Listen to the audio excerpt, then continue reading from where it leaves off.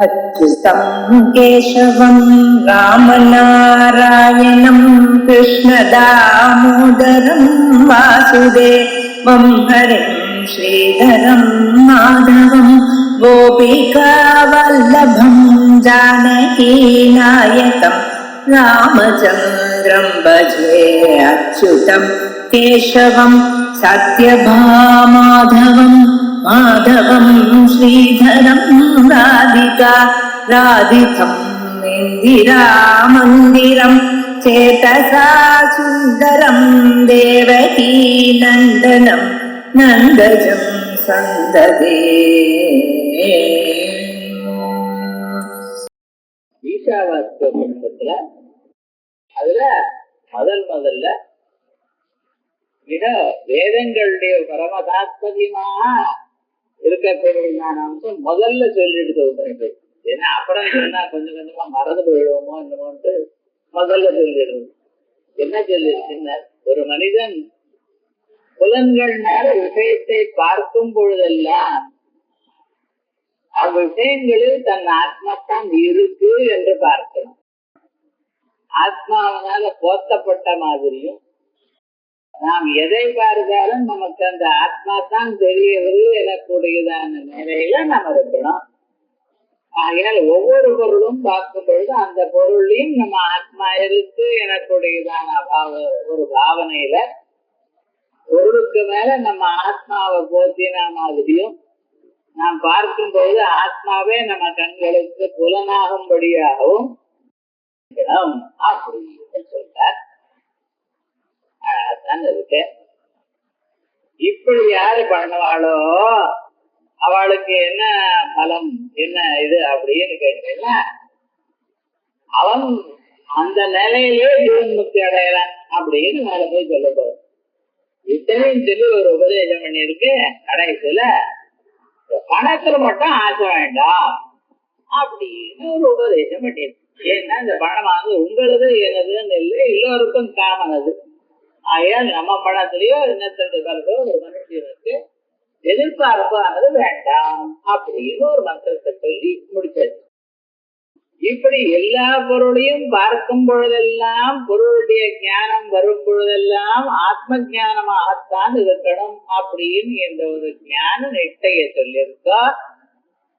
அந்த ஞான நிட்டையை யாரால முடியலையோ எல்லோராலையும் எல்லா காரியமும் பண்ண முடியாது.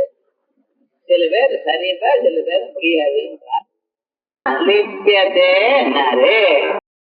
எப்படி பூர்வன்னேவ ஈக கர்மாணி, ஈக இந்த உலகத்தில் கர்மாணி பூர்வன்னேவ எல்லா கர்மாக்களையும் பண்ணிக்கொண்டு, பூர்வன் சத்ரு பிரத்யம் இருக்கு. சத்ரு பிரத்யத்துக்கு என்ன அர்த்தம்? பிரசன்ட் கண்டினியூஸ், இருக்கிற பரியந்தம் பண்ணிக்கொண்டே இருக்கணும். நீங்க ஒருவன்னேவ இஹ கர்மாணி ஜீவிதே, ஜீவிதும் இச்சேத், உயிரோட இருக்கணும் என்று எதிர்பார்க்கவும். நீங்க உயிரோட 100 வருஷம் இருக்கணும் அப்படின்னு சொன்னா அது முடியுமா? அது நம்ம கையில இல்லை. ஏன்னா பிராரப்த கர்மா எத்தனை நாள் இருக்கோ அத்தனை நாள் வாழ போறோம். அதுக்கு முன்னாலேயும் ஒரு செகண்ட் முன்னாலேயும் இவன் போக முடியாது, ஒரு செகண்ட் பின்னாலேயும் போக முடியாது. அப்ப என்ன அர்த்தம்? வாழணும் என்று யாராலையும் சொல்ல முடியாது, ஆர்டர் போட முடியாது. ஆனா வாழணும்னு ஆசை எல்லோருக்கும் இருக்கலாம். அப்படி ஒவ்வொரு மனிதனுக்கும் தான் வாழ்ந்து கொண்டே இருக்கணும் எனக்குடையதான ஆசை இருக்கு. மானபூவம் பூயாசம் இது பிரேமாத்ம நிஷ்டதே அப்படின்னாரு வித்யாரண்யர் பஞ்சதிசியில. நான் உயிரோட இல்லாமல் உயிரோட உயிரை விட்டு உண்ணுங்கிற ஆசை யாருக்கும் இல்லையா இந்த உலகத்துல. பூச்சியிலிருந்து ஆரம்பிச்சு எல்லா மனுஷர்களுக்கும் எல்லோருக்கும் தான் உயிரோட இருக்கணும், வாழ்ந்து கொண்டே இருக்கணும் எனக்குடையதான ஆசை இருக்கு. நான் இல்லாமல் போகணும் எனக்குடையதான ஆசை யாருக்கும் வருவதில்லை அப்படின்னு. அதே விதமா எல்லோருக்கும் உயிரோட இருக்கணும்னு ஒரு ஆசை இருக்கு. ஜிஜீவிஷா, ஜீவித்து மிச்சா அது இருக்கு. அப்ப அந்த ஆசை இருக்கும் பொழுது என்ன பண்றார்? அப்ப வாழணும்னு நினைக்கிறீங்களா இல்லையா? அப்ப வாழணும்னா என்ன சார் பண்ணணும்? எப்படி வாழணும்? கர்மாவை பண்ணிக்கொண்டே வாழணும். அதனால ஜீவிதேச்சைய உத்தேசிச்சு அவளுக்கு கர்ம விதானமானது இங்க விதிக்கப்படுகிறது, கர்ம கரணம் விதிக்கப்படுகிறது. இங்க உயிரோட இருக்கணும் எனக்குடையதான ஆசை இருக்கமே, ஆனால் அவன் என்ன பண்ணணும்? கர்மாவை பண்ணிக்கொண்டே இருக்கணும். கர்மாவை பண்ணிக்கொண்டே இருக்கணும். கர்மாவை பண்ணி ஈஸ்வரார்ப்பணமாக கர்மா பண்ணு. எனக்கு ஆசை இருந்தா நான் கர்மாவை பண்ணுவேன், ஆசை இல்லைன்னா கர்மா இல்லை. நீ என்ன சொல்றது என்ன அப்படின்னு நீங்க கேட்கலாம். கர்மா ஒரு மனிதனை தூண்டுவது கர்மாவிலேது அவளுடைய ஆசை. அதுவும் ஸ்வத சித்தம். ஆசை இருந்தா கர்மா பண்றாங்கிறது ஸ்வத சித்தம். ஆனா இங்க எப்படி விதிக்கிறது? அது என்ன சொல்றது? நித்திய கர்மா, பலம் இல்லாதான ஒரு கர்மா. ஏன்னா ஆசை ஆசைக்காக கர்மா பண்றாது ஆல்ரெடி உயிரும். அதுக்காக என்ன சொல்லியிருக்க? கர்ம குர்வன்னேவ அப்படின்னு நித்திய கர்மாக்களை அதற்கு பலம் என்ன என்கிறது பார்க்காமல் ஈஸ்வரார்ப்பணமாக கர்மாக்களை பண்ணிக்கொண்டே இருந்தோம். குர்வன்னேவ இஹ கர்மாணி ஜிஜீவிஷேத்சதகும் சமாஹ. 100 வருஷங்கள். சரி, அப்படி வாழ்ந்துட்டே இருந்தா என்ன சார் பிரயோஜனம்? இப்படி இருந்தா என்ன லாபம்னா, ஏவம் த்வைநான்யதேதோஸ்தி, இப்படித்தான் இருந்தால் ஒழிய உங்களுக்கு என்ன ஆகும்? கர்மலேபமானது வராமல் இருக்கும். இல்லாத போனா கர்மலேபம் வந்துடும். கர்மலேபம்னா கர்மாவனுடைய பலம். கர்மாவனுடைய பலமானது என்ன? சுகம் துக்கம். இந்த சுக துக்கம் எனக்கூடியதான 2 பதார்த்தங்கள் ஒரு மனுஷர்களுக்கு அப்பப்ப வந்து கொண்டே இருக்கு. இந்த சுக துக்கம் எனக்கூடியதான பதார்த்தங்கள் வரும் காலத்தில் நாம் பார்க்கணும் அது எப்படி வெறுமன பகவான் நமக்கு கொடுத்தார் இல்ல. ஆனா எப்படி கொடுத்திருக்கார்? தர்மாதர்மங்கள் வழியாக நமக்கு கொடுத்திருக்கார். தர்மாதர்மங்கள் நீங்க அனுஷ்டானம் பண்ணினீர்கள், நீங்க சம்பாதிச்சவள். எப்படி சம்பாதிச்சவள்? கர்மாவனுடைய சம்பாதிச்சிருக்க. கர்மாவை பண்ணினேள், கர்மாவால தர்மாதர்மங்கள் வந்திருக்கு. தர்மாதர்மங்களுடைய பலமா அந்த புண்ணிய பாபம் வந்திருக்கு. இந்த புண்ணிய பாபம் வர காலத்துல நமக்கு சுத்தமா இருந்ததுன்னு வச்சுங்களேன், சுகம் இருந்தா சந்தோஷமா அனுபவிக்கிறோம். துக்கம் இருந்ததுன்னு வச்சுங்கன்னா அழறோம். ஏன் எனக்கு இப்படி வந்தது? துக்கம் எப்படி வந்தது? தாங்கள் அனுஷ்டானம் பண்ணினதான அதர்மத்தினால் வந்தது.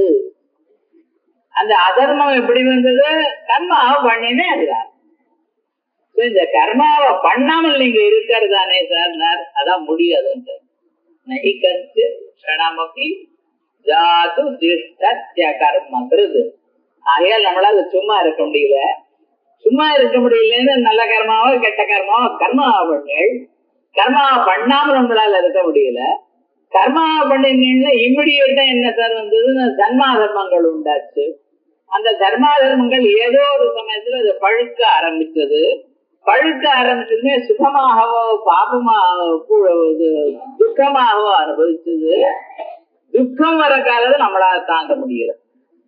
சுகம் வர காலத்துல நம்ம கவனிக்கல. எதனால வந்து என்ஜாய் பண்ணிட்டு போயிட்டே இருக்கோம். இப்ப இந்த துக்க லேபம் நமக்கு வரப்படாது சார். வரப்படாதுன்னு எப்படி விடும்? துக்கம் வரப்படாதுன்னு அதர்மம் இருக்கக்கூடாது. அதர்மம் இருக்கக்கூடாதுன்னு கர்மா, கேட்ட கர்மா நீங்க பண்ணாம இருந்திருக்கணும். பண்ணாம இருங்களேன்னு நாம என்னால இருக்க முடியலையே சார். புண்ணிய கர்மா பண்றப்பவே கஷ்டம், அதனால பண்றது இல்ல. பாப கர்மா பண்றதுக்கும் அவன் இஷ்டம் இல்லாம அப்படியே பண்ணிட்டே இருக்கான். பண்ணின பிறகு பாபம் வருதுன்னு அழுதா என்ன பிரயோஜனம்? இப்ப இந்த மனிதனுக்கு துக்கம் வராமல் இவனுக்கு துக்கம் வராமல் காப்பாற்ற பண்ணணும். இதற்கு வழி என்ன சொல்லுங்க அப்படின்னு யோசனை பண்ணினா, இவன் கெட்ட கர்மாவை பண்ணாமல் இருக்கணும். பண்ணாமல் அதனால இருக்க முடியாது. அப்ப என்னதான் பண்றதுன்னு? அப்படியா, நீங்க என்ன பண்ணுங்க, நித்திய கர்மாக்களை பண்ணிக்கொண்டே இருக்கு. பண்ணிக்கொண்டே இருந்தேடையானால் நித்திய கர்மாவுக்கும் சுகம் உண்டு, ஏதோ பிரயோஜனம் உண்டுன்னு சொல்றாளே சில பேர். நான் சொல்ற மாதிரி பண்ணுங்க. எதுல எந்த கர்மா பண்ணினாலும் ஈஸ்வர ஆராதமா விட்டுருந்தோம், பகவானுக்காக பண்ணுங்க. இப்படி பண்ணிடையானால் என்ன ஆகுனர், அந்த கர்மா உங்களை ஒட்டாது. என்ன பண்றது?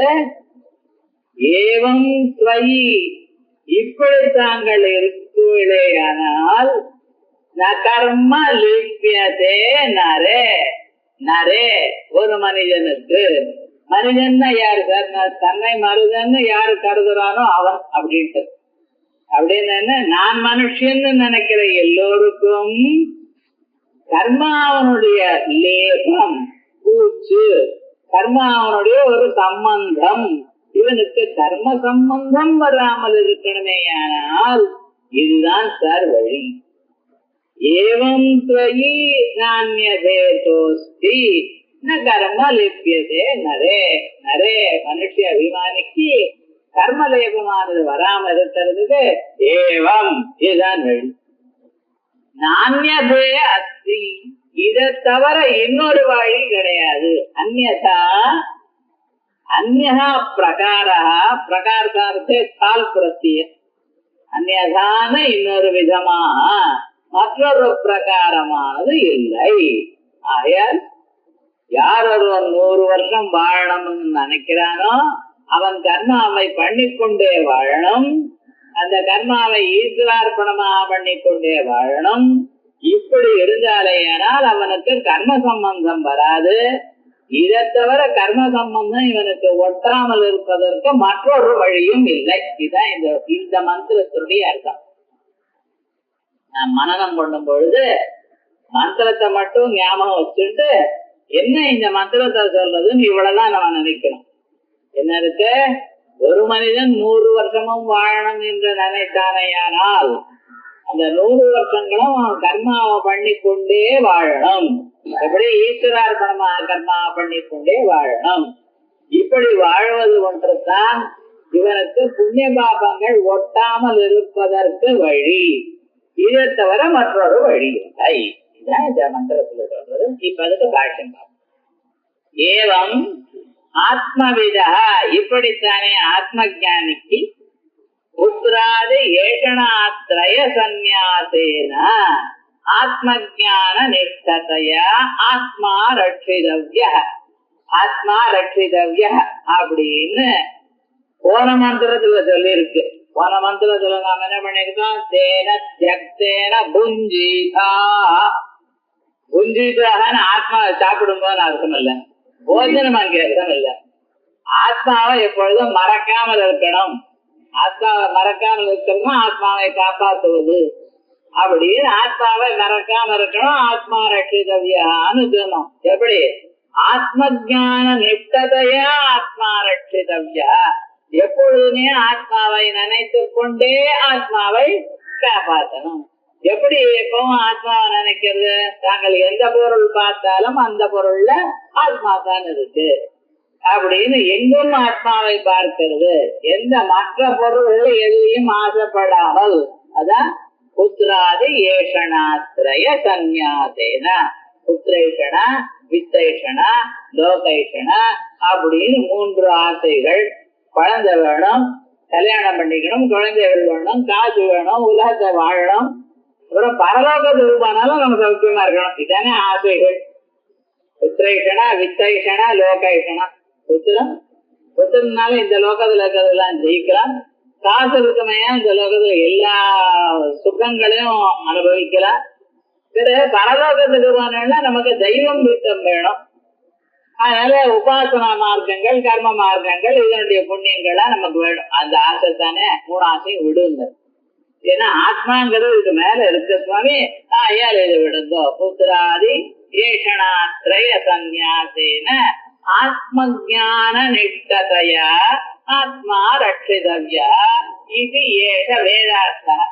கவனிக்கணும், வேதார்த்தா, வேதாந்தார்த்தா, உபனிஷதார்த்தா, புராணார்த்தான்னு சொல்ல. சர்வே வேதாயத்வதமா மனந்தி அபாம்சி சர்வாணி ஜெயத் வதந்தி அப்படின்னு எல்லா வேதங்களுக்கும் அர்த்தம் இதுதான். உங்க ஆத்மாவை தாங்கள் ஆத்ம பாவனையோட இருக்கணும், ஆத்ம ஞானத்தோட இருக்கணும் அப்படின்றது வேதார்த்தம். ஓங்காரமும் பதினொன்று.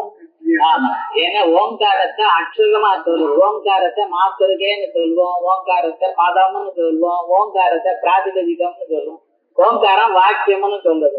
4 விதமான பிரயோகமும் உண்டு. அதுல ஓங்காரங்கிறது இந்த பதத்துக்கு தத்விஷ்ணு பரமம் பதம்னு எதை சொல்லலும் அந்த நிலைக்கு ஓங்காரம். இந்த இடத்துல வேதார்த்தம்னா விசேஷான ஆரம்பிச்சு எல்லா வேதங்களுடைய அர்த்தமும் சேர்ந்து இந்த ஆத்மாவை அறியணும் எனக்குரியதான அர்த்தம். அத பிறகு இதரஸ்ய மற்றவர்களுக்கு, யாரு இந்த நிலையில இருக்க முடியாதவாளுக்கு, அவளுக்கு என்ன அனாத்மஜதையா, ஏன் சுவாமினர் ஆத்மாவை அறிந்து கொள்ளவில்லை, ஆகையால் அனாத்மஜதையா ஆத்ம கிரகணாய அசக்தஸ்ய, அவனும் அனாத்மஜனாக இருக்கான், ஆத்மா தெரியல, ஆத்மா இன்னது என்று தெரியலன்னு அவன் எப்படி ஆத்மாவை பிடித்துக் கொள்வான்? ஒவ்வொரு பொருள்லயும் ஆத்மாவை பாருன்னு அது என்னது சார்னு கேட்கிறான். எனக்கு தூணுதான் தெரியாது, ஒண்ணும் தெரியலைங்கிறான்.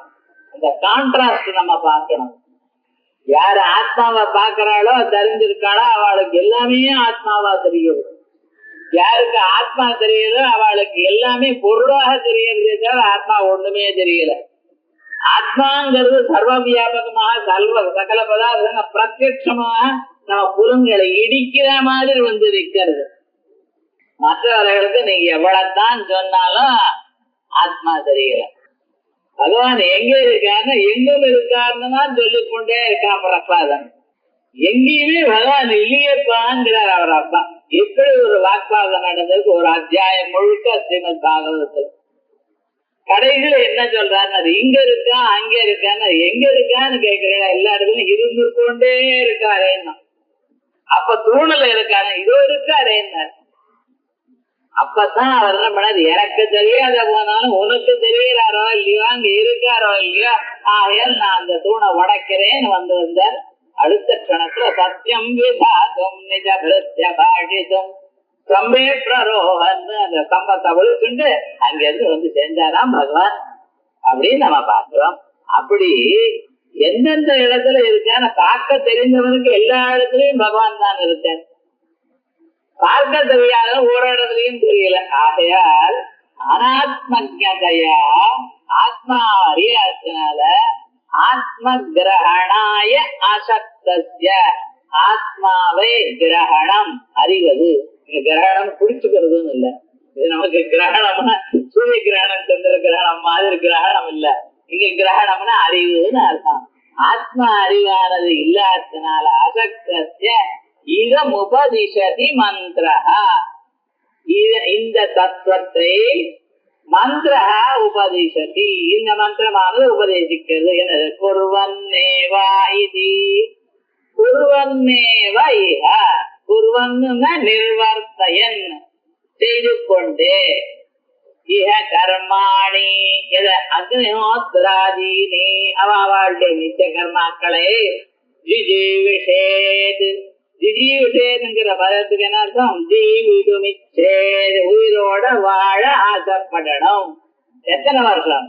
சதம் சதசங்கியாக சமாஹா, 100 வருஷங்கள் வாழ ஆசைப்படணும். என்ன? தாவத்தி புருஷஸ்ய பரமாயுர் நிரூபிதம், புருஷஸ்ய பரமாயு மிக சிறந்ததான வயசானது தாவத்தி அவ்வளவுத்தானே, இது நிரூபிதம் வேதங்கள்ல அவ்வளவுத்தானே சொல்லிட்டேன். சதாயு புருஷ அப்படின்னு 100 வருஷங்கள் தான் இந்த சொல்லி இருக்கு. அதான் மேக்சிமம். இருக்க வேதம் சொல்லல. ஜனரலா எத்தனை நாள் இருக்கலாம்?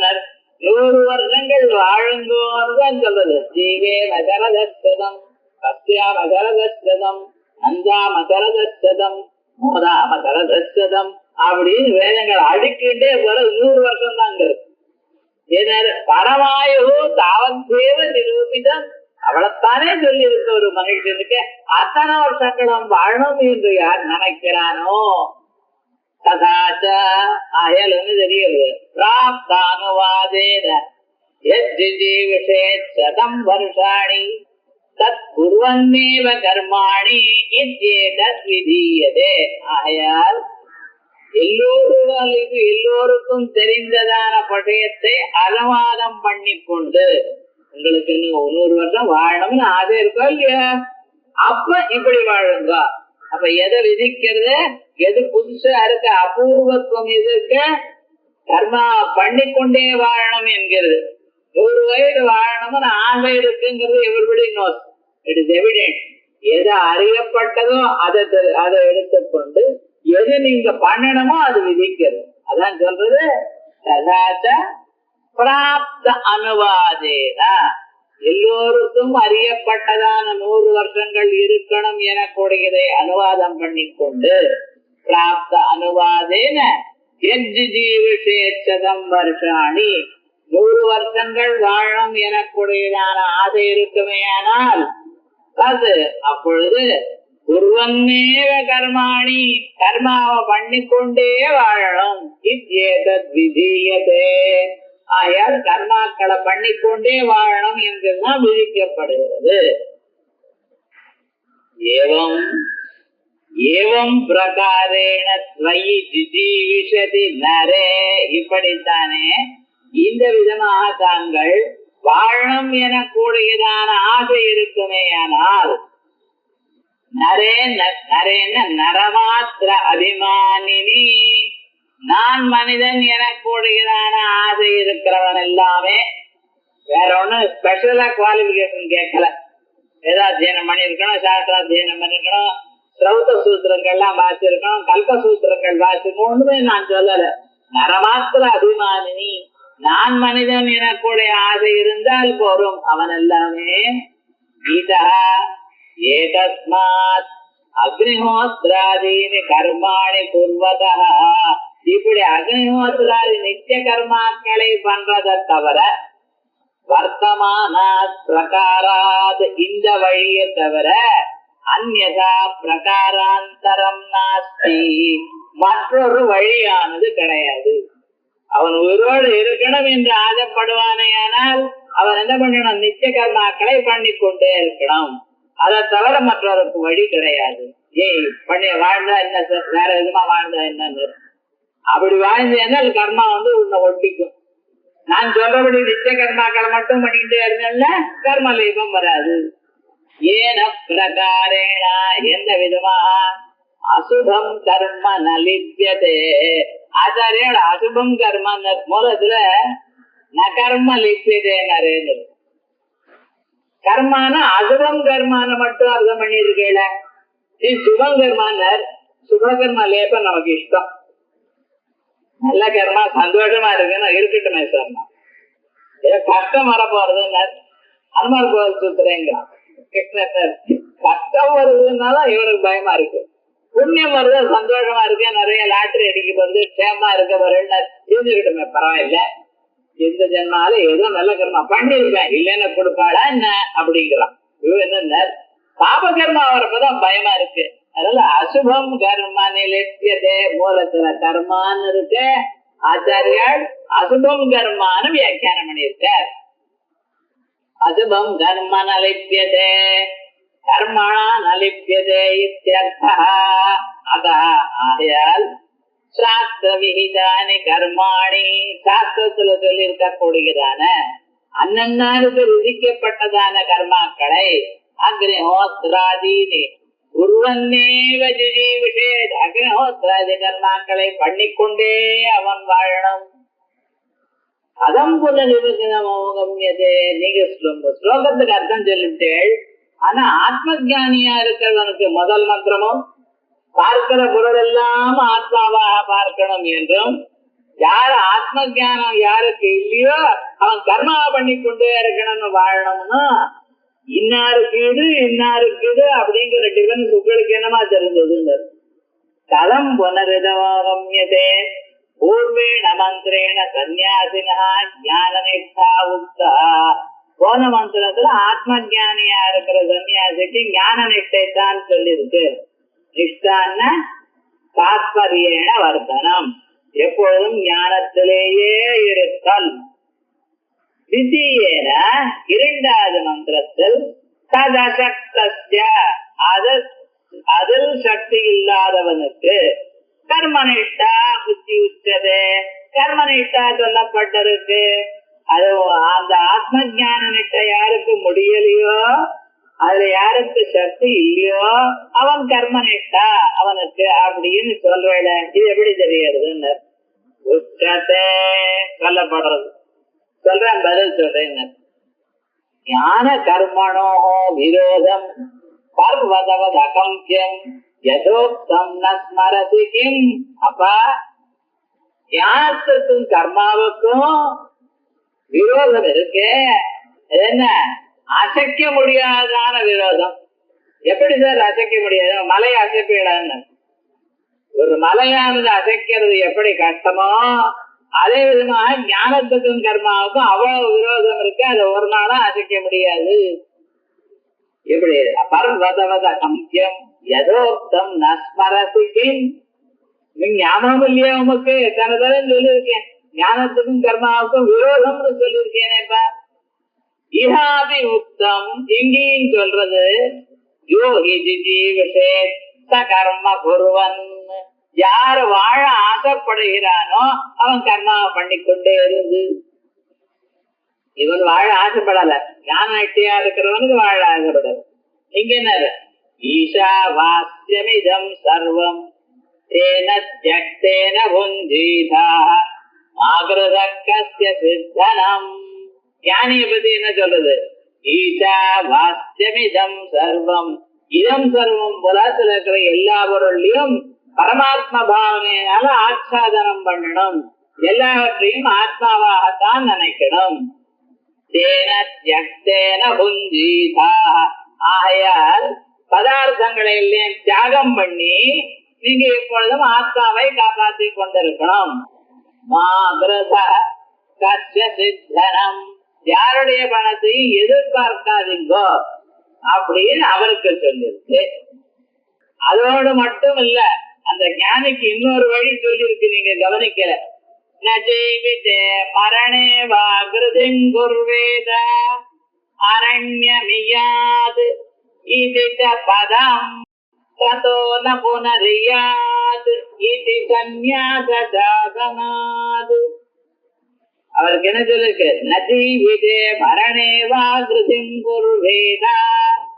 ஒரு கிரகத்தனா இருக்குவனே, ஆனால் அவனுக்கு உடம்புல ஏதாவது டாக்டர்கிட்ட போகணும், வைத்தியபானம் பண்ணணும். அவர் சொன்ன பிரகாரமா என்னென்ன சொல்றாரோ அதெல்லாம் சொல்லணும். அதுவும் பரமேஸ்வரன் ஆராதனை பண்ணணும். ஏன்னா பிரதமோ தெய்வோ அபிஷேக்கு அவர்தான். அப்படி தன் வாழ்க்கையில தன் சரீரத்துல ஏற்பட்டதான தாத்து வைஷமியம், கபம் வாதம் பித்தம் எனக்கூடியதான 3 தாத்துக்கள், அதனுடைய வைஷமியத்தினால அந்த சரீரத்துல ஏதோ வியாதி வந்துருக்கு. அதை சரிப்படுத்துறதுக்காக அவன் முயற்சி பண்ணலாம்.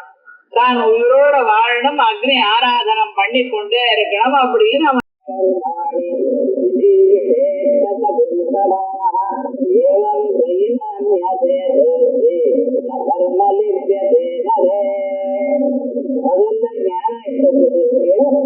ஆத்மஜானிக்கு சுத்தமாதிகாரிக்கு அது இல்லாதவனுக்கு கர்மனிஷ்டத்துக்கு இதுவும் பண்ண முடியல அப்படின்னு என்ன அசூரியா நாம தேகங்கா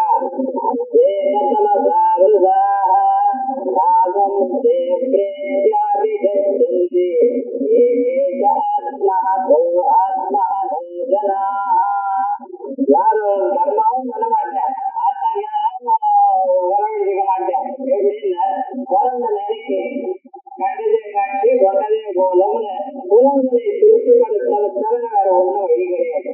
லைஃப்னு என்ஜாய்மெண்ட் அப்படிங்கிற ஒரு அபிப்பிராயத்திலே யார் இருக்கானோ அவளுடைய கதி என்ன அசுரியான அசுராளுக்கு சேர்ந்ததான லோகங்களுக்கு அசுரியான பேர் வச்சிருக்காங்க. அந்த லோகங்கள்லாம் போடலாம். அசுரியான எப்படி அந்நியன் உயிரோட இருந்திருக்குன்னா எவ்வளவு லைட் போட்டாலும் கண்ணு தெரியாது. ஒரு நாளைக்கு அவருக்கு அந்த ரே ஆஃப் லைட் ஒன்றும் தெரியாது. அப்படிப்பட்டதான லோகங்களுக்கு போறா. ஏன்னா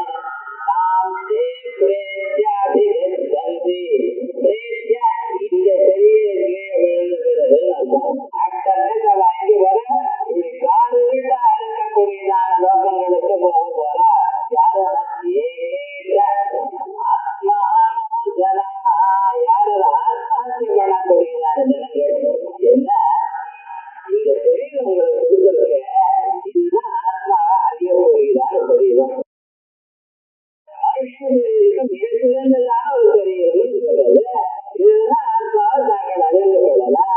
அறியக்கூடியதான மிக சிறந்ததான அந்த சரீரமும் உங்களுக்கு கொடுத்த பிறகு அதையும் விட்டு வேற வழியா வேறு வழியில அவன் என்ன சொல்றோம் சொல்லுவாங்க.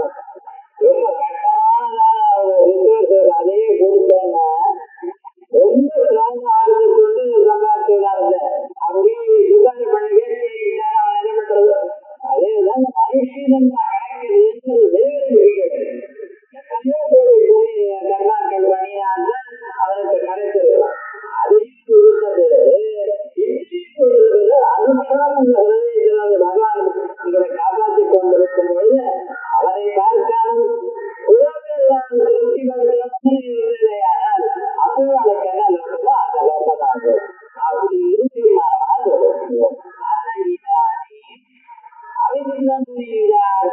அயம் மந்திர ஆரம்பியது. அவித்வானா இருக்கிறவன வையர்களுக்காக இந்த மந்திரமாக ஆரம்பிக்கிறது.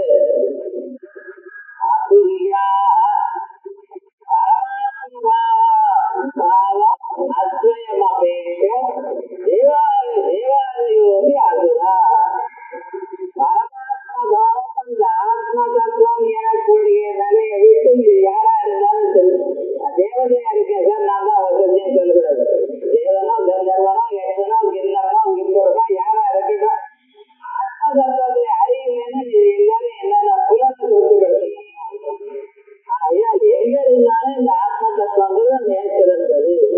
ஐயா பரமாத்மாவும் அத்வயம் அபேட்சிய அந்த அத்வைதாத்மதாரத்தை விட்டுவிட்டு தேவதைகள் எல்லோருமே அதுதான் அவர்கள் இருக்கக்கூடியதான லோகத்துக்கு பேரு அதுரியா நாம சர்தா அனர்த்த கஹானிகாதா அப்படிங்கிறது அந்த ஊருக்கு பேரு. இந்த ஊருக்கு என்ன பேரு தெரியுமோ டெல்லின்னு பேரு. பேரு ஊருக்கு ஒரு பேரு இருக்கு. அந்த பேரு என்னன்னு கேட்கலையா சில பேர் சொல்றேன் என்னன்னு கேளுங்க அப்புறம் சொல்லுவேன். நான் கேட்க மாட்டேன்னா கேட்கவே இப்படி கேட்கிறேன். கேளுங்க அப்புறம் நான் சொல்றேன்பா. அது அதுரியா நாம எதுக்கு நாம சொல்றது அர்த்தம் நாம சொல்ற ஏ லோகா கர்மபலானி எந்த லோகங்கள் லோகம் கர்மபலம் நாங்கள் கர்மாவை பண்ணி அதனால அனுபவிக்கக்கூடியதானதான் லோகம். ஆக நம்ம எங்களுக்கு மதுராசில இருக்கோம். மதுராசில வாழ வேண்டியதான வாழறதுக்கு என்ன கர்மா அபேட்சிதோ அந்த கர்மா பண்ணி இருக்கோம். எங்க வாழலாம் எங்க தங்கலாம் எங்க சாப்பிடலாம் என்னதை சாப்பிடலாம் எல்லாம் கர்மபலம் தான். வேற ஒன்றும் உற்சாகப்படக்கூடியதான கர்மாவை தவிர எல்லாம் அனுபவிக்கக்கூடியதெல்லாம் கர்மபலம். கர்மபலானி ரோக்கியந்தே திருஷ்யந்தே உச்சியந்தே இது ஜன்மானி. அதாவது லோகம்னு ஜன்மான்னு அர்த்தம்.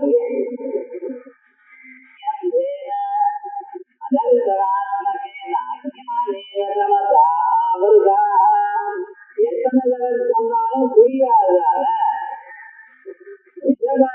அறியப்படாததால